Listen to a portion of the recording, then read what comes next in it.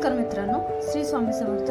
आज बनवणार आहोत आपण कॉर्न आणि पनीरची रेसिपी। त्यासाठी लागणारे साहित्य: बारीक चिरलेला कांदा, बारीक चिरलेली शिमला मिर्च, उकडलेले कॉर्न, खडा मसाला, तळलेलं पनीर आणि यामध्ये टोमॅटो आणि काजू बारीक करून घेतलेला आहे। आणि मसाला यामध्ये आपण धने जिरे पावडर आणि लाल तिखट आणि गरम मसाला आणि आता आपण गॅसवर कढई ठेवूया। त्यात तेल गरम करून त्यामध्ये मोहरी, जिरं आणि बारीक चिरलेला कांदा हा आपण चांगला भाजून घ्यायचा।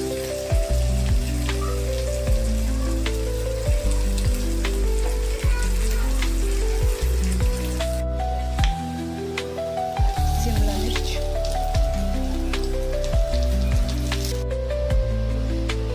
हिरवी मिरची,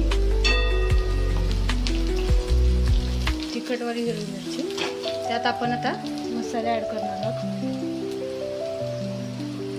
हा गरम मसाला, धने जिरे पावडर,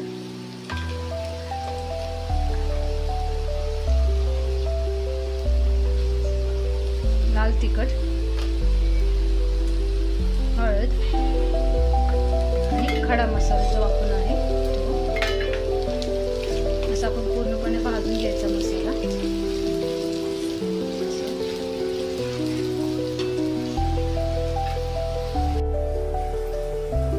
आलं लसूण पेस्ट,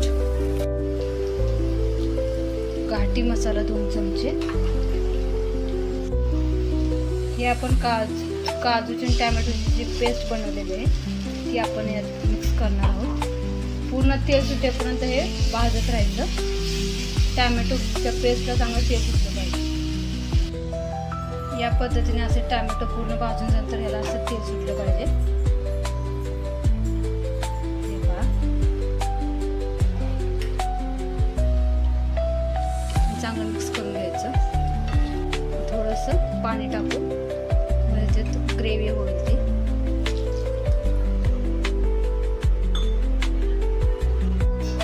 आपली कॉर्न आणि पनीरची रेसिपी तयार झालेली आहे।